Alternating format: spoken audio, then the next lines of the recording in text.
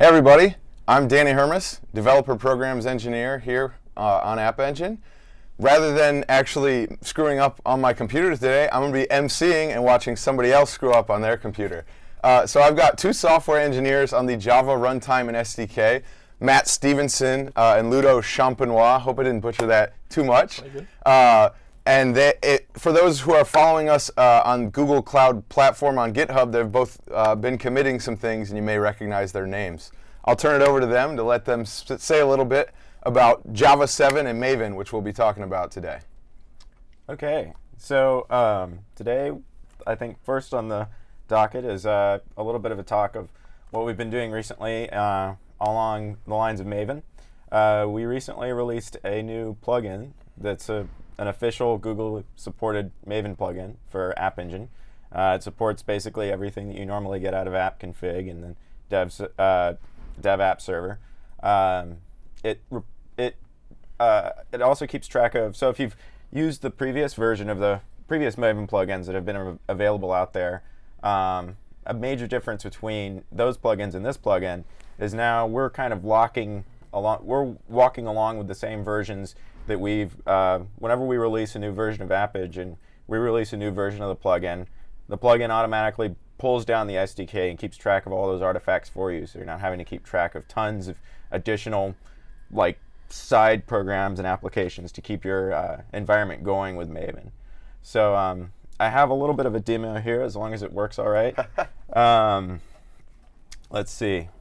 So what I'll do is I'll start off just using Maven to use one of our archetypes, which we only have one right now, but we're kind of starting to look to what we can do to get more archetypes going.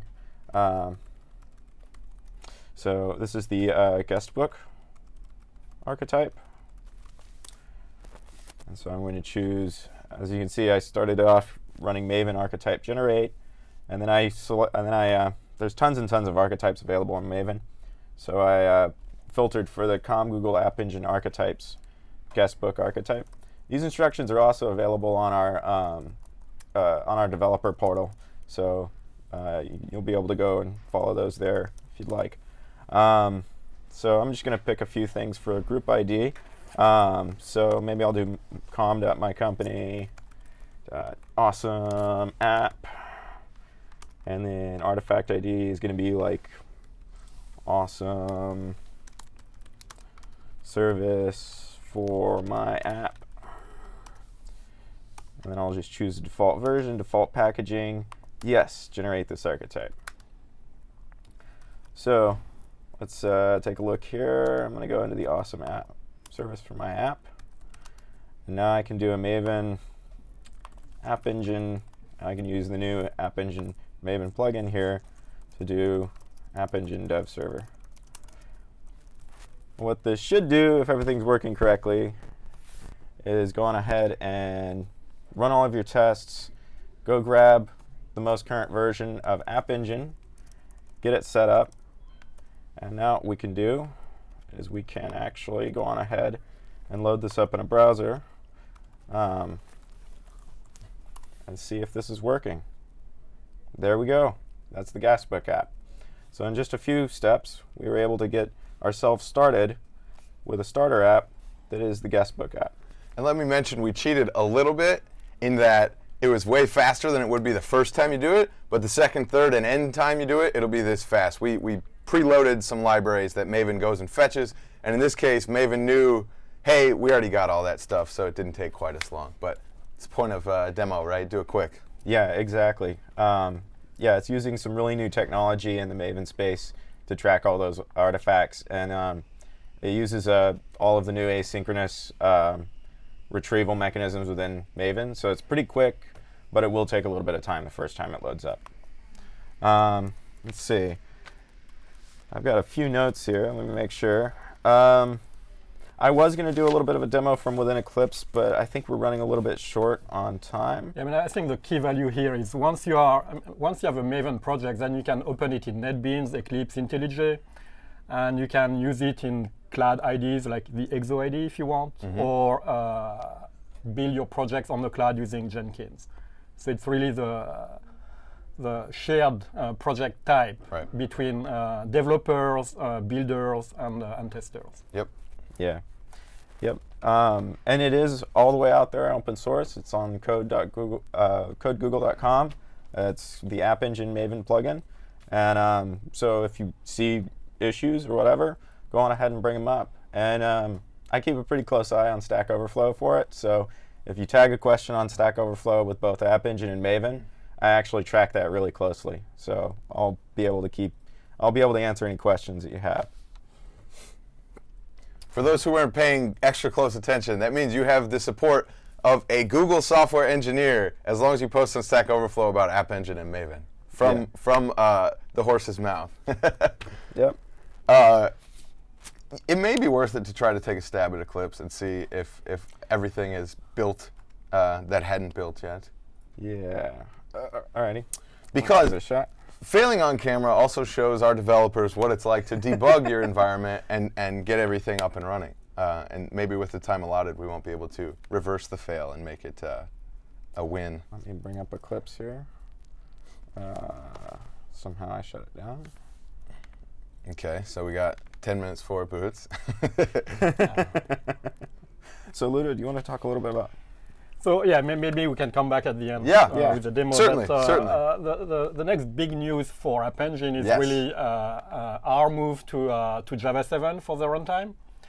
So in 1.7.4, it was only for invited developers, and we will open it to everyone in 1.7.5, so early February, which is very soon now. So we will support for a while both Java 6 runtime, so when you deploy your app, it will run on a GRE 6. But we really want you to move to Java 7 because the Java 6 will be deprecated and gone this year. So Wow. we absolutely need you to move to Java 7. So with 1.7.5 App Engine, it's very simple. Either you keep your development environment targeting Java 6 and the SDK, and you produce Java 6 compatible bytecode. And if you want to run this code on a Java 7 runtime, you just need to add a flag to the app CFG update tool to tell our backend to use a Java 7 runtime. So this flag is called --use use _Java 7. Okay. So just add a flag to your deploy environment and it will work. If you do not want to use this flag, then you need just on your SDK, so you install the App Engine SDK, you need to use Java 7 JDK and just use the default compiler option that will create bytecode which is compatible with Java 7 but not compatible with Java 6. The deployment tool will detect that and will automatically pick a Java 7 runtime on the backend. So you have two ways of doing things. So the first way is more for you not changing your app but trying to run it in a different JVM. And here on the paper, it should be compatible, so it should work without any problem. Totally. Today, okay? The problem is your application might depend on non-specified behavior of the JVM.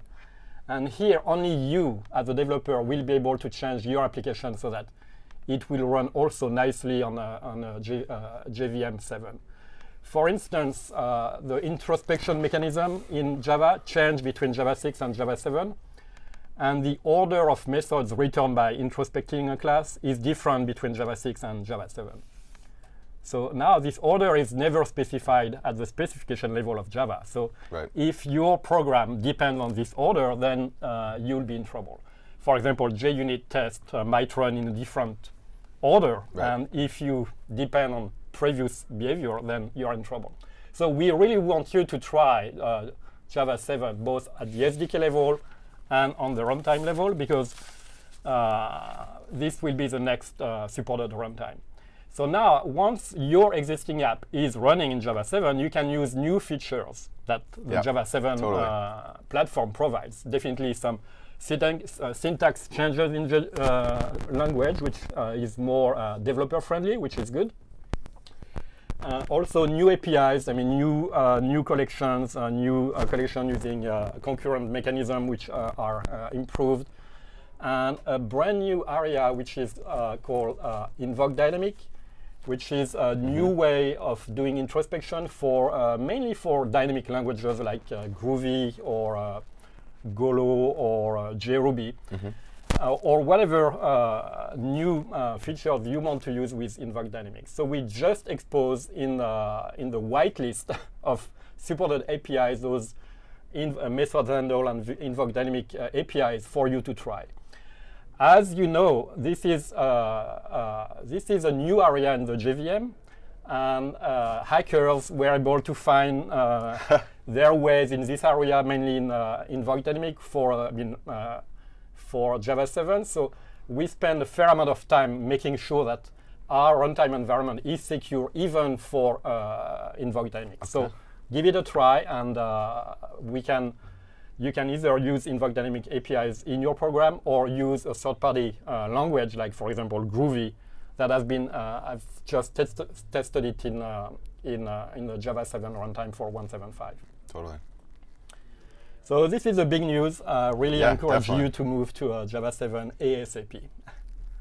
It's a big improvement, and in addition to being an improvement, you're going to get broken once it's deprecated if you don't get on it soon. So yes. It's very important. I mean, I expect maybe 1% of our customers might see some incompatible at the JVM level. I mean, it's really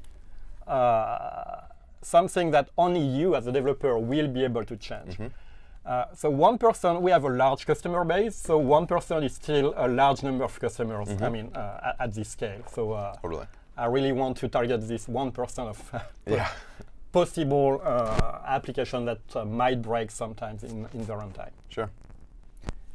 Yeah, I guess obviously if it does break, again, hit up Stack Overflow. We can watch that pretty well. Yep. Yeah, I mean, we will help you. I mean, Oracle has published a nice white paper showing the differences between Java 6 and Java 7. I mean, it will be linked in the release notes for 1.7.5. So read this white paper. It's very extensive, and most or all the issues you might be facing are described, and the workarounds are described in this white paper. Great. Awesome. So I guess we can go back a little bit here. I've got, I've used Eclipse to do the same thing that I did on the command line with Maven archetype generate, and now I have a generated service. And if you are watching along on the screen that I'm on this laptop I'm using today, you might have seen that, well, I kind of generated a project that didn't work the first time. So you do have to be kind of careful with naming, because when you name your application, those names are used to generate certain artifacts initially. And so you just got to make sure that anything you're doing there follows typical Java naming standards. Okay. My issue was I had a whole bunch of hyphens all over the place. Anyways, so as you within Eclipse right now, I have the M2E plugin, or M2 Eclipse Maven, plugin. yeah, which is a Maven plugin for Eclipse. Yes. And you do not need GP. You do not need the Google plugin for Eclipse to open Maven project. So you may, but you are not you're not obliged. Right. This is kind of it makes it a little bit of a different experience in Eclipse. But it does work with or without, so you don't have to get rid of it or anything. So if you take a look here, I've got the generated project. Again, using the M2 Eclipse plugin or M2E plugin. There are a couple Maven plugins, so make sure you use the M2E plugin. It's developed by Sonatype. And so if you take a right click here on the POM, do run as, I can select Maven build. There is a new version of the archetype being pushed out to Maven Central today that actually makes this flow a lot simpler. I was really hoping that it would be out by now, but it looks like there's some indexing that has to happen up in Maven Central. So let's go on ahead and see here. We've got some goals that we can select from. Let's see, App Engine. Yeah, there's some indexing that's still trying to happen in the background on this machine. So I'll just say I know what it is. Typically, if you let all of the indexing happen, if you have a good internet connection, the plugin will actually kind of help you along with the different goals that are available for the App Engine Maven plugin. I'm just using the dev server goal today, but you also have plenty of goals available for being able to upload your application, being able to do a rollback of your application, all the stuff you normally get. Yeah, from so app basically config. the new plugin will generate extra files that Eclipse can use to show you pop-up menus to use the targets. I think we plan to do the same for NetBeans as well. You know, I'm a former NetBeans guy, and I love NetBeans, and NetBeans has a very nice Maven integration, and it's very easy to add pop-up menus in the IDE. So Yeah, pure absolutely. Maven plus one XML file that drives the IDE, whether it's Eclipse or NetBeans. Sure. Yeah. And so you can see I was able to load it up again. I kind of created a new tab here and just loaded up the guestbook app, and it's running here in the background. Another thing that might be kind of cool if you take a look at this archetype, one of the things that's improved from the original guestbook demo is that there's now some sample test code that actually shows you how to stand up a lot of the internals of App Engine for doing unit tests. And so if you actually take a good close. Oh, bump the font. It's somewhere in the preferences. Yeah. Yeah, I'm not exactly a I'll search for it. an Eclipse user. I actually am more on the IntelliJ side of that. So Well, and it works here with IntelliJ as well. General And this is the appearance, value of intelligent fonts. this is the value of Maven. You know, you can open those Maven projects in IntelliJ and use all the features they are familiar with Maven and IntelliJ. Yep.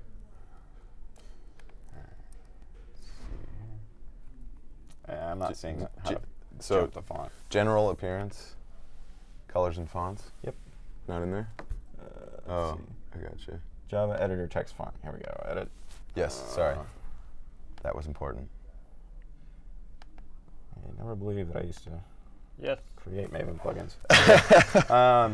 Woohoo! 2 engineers to increase the font size. Maven plugins and Eclipse plugins. I wrote a few of those. Yeah, back in Command my Plus should have worked, but Yeah. I agree. Anyways, so this is kind of just now if you take a look at the guestbook archetype, you'll see some really nice test code in there. The POM itself, which is kind of what, okay, now I got to figure out how to increase the size of that, font size of that one too. The POM itself is generally, if you walk through it, I'm trying to get to it within our time frame here today. I'm not sure if I'm going to make it. We've got 8 minutes. Okay, we've got 8 minutes. Here we go, great. So if you look at the POM, there's a couple neat things in it that it's doing for you.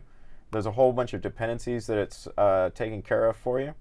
And it actually has like a high-level version of App Engine that you can use to, if you see here, there's like a property file. There's a property here for App Engine target version, which allows you to kind of just specify that once instead of 100 times through your Maven. show POM. where you can switch between Java 6 and Java 7. Oh, right And here. Stop scrolling because it's Okay. here.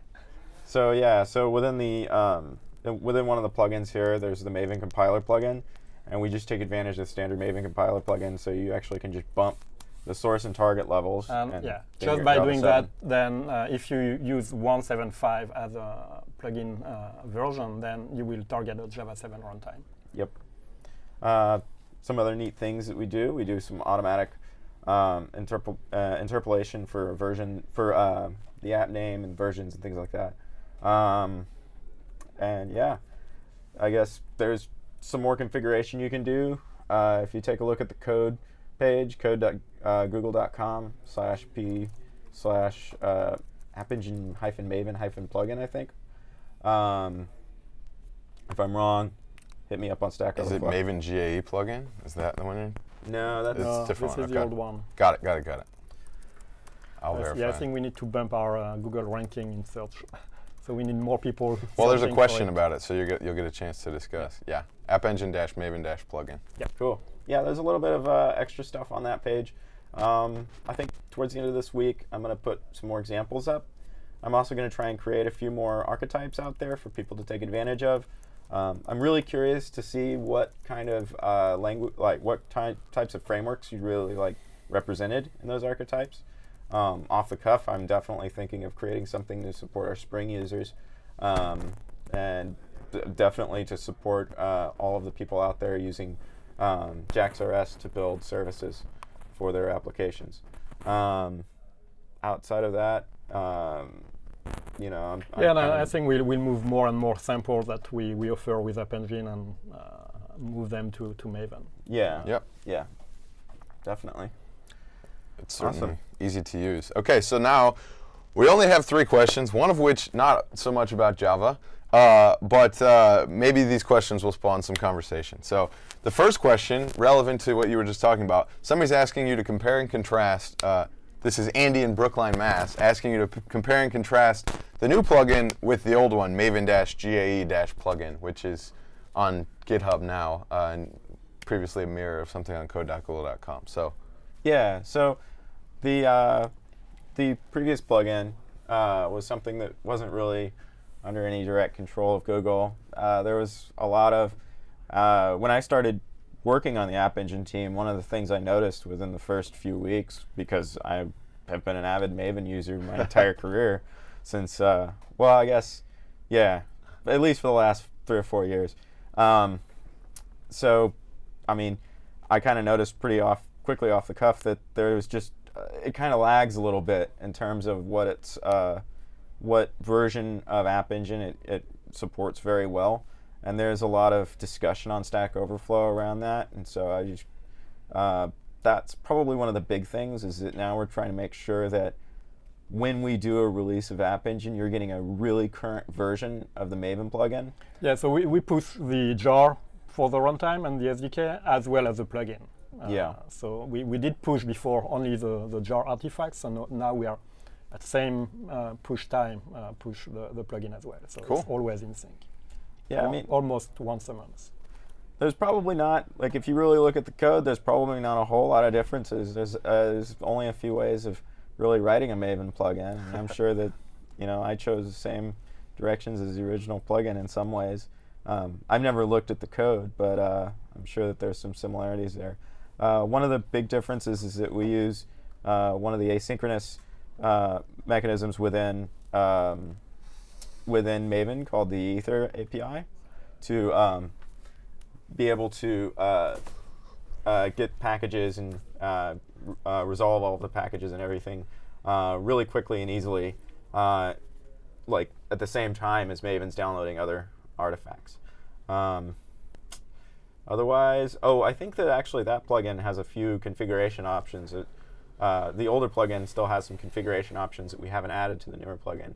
I've gotten some feedback on Stack Overflow, and I actually created recently, if you follow the issues on the code page or you follow Stack Overflow, then you probably would notice that there's actually a snapshot version of the plugin available right now that has some of the new features that people have been asking for in it. And it's also easier to search. You know, Maven repository is huge.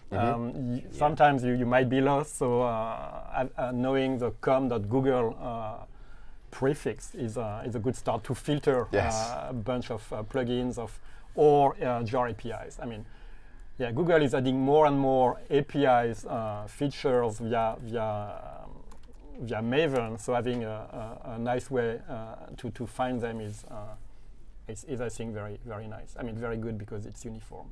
Totally. Yeah, I'm kind of pulling up here on the laptop here just how you would normally search for. I'm trying to do it with a big font, so I'm kind of failing at it a little bit. But let's see here. Let's see if I can move things around a little bit and then blow the font back up. So this is kind of like all of our Maven artifacts, and then we have the App Engine Maven plugin right here. And so you can see there's 173 and 174 version. It's one place to look for. Yep, there's one place for it now. Well, great answer, great discussion. We have a very small amount of time left, so I will let you guys try to tackle this next question. It's from Colombia. Not entirely sure what he's trying to ask. He's saying that one can encrypt Java only with Google's engineers and servers, regardless of other facilities. And he was curious if we could insist that we do our own encryption to avoid conflicts and better security of this important tool. You may read the non-paraphrased version to see your interpretation, but I'm not sure if it's about encryption of jars or actual like performing encryption within Java code. Yeah, yeah, that's an interesting question. I'm not entirely sure between those two, but Okay. let me see if I can kind of address it a little bit. Cool. So I would say that on the App Engine team, we generally like to make things feel like how you have, whenever you're running something in production, we want it to feel like how it feels whenever you're running it locally in your development environment. And so to that end, we try to keep things about as standard as we can get them in terms of what we run versus what's running on your laptop. Otherwise, you'd end up having to download like tons and tons of data just to try and start up your application. And so I think that, and to another point, you know, I've been taking some of these, I keep myself kind of fresh by trying to take online courses. And if you go to some of the online courses that are available today, there's a bunch on encryption. And if you go and kind of take one of these cryptography courses online that are free, you know, one of the main tenets that you'll find is that actually there's not a whole lot of cryptographic algorithms out there that are really well understood and well proven to be effective. And I think that most of those are out there in the public space. Cool. So, yeah. Well, with that, we're going to wrap it up. I hope this was very informative. As you can see from Matt's demo, using Maven is super easy and super convenient. And also from Matt and Ludo's discussion, I hope people start checking out compatibility with Java 7 and also start seeing how they can use some of the new features that Java 7 provides. So thanks everybody for joining us this week for App Engine Google Developers Live, and we'll see you in a few weeks.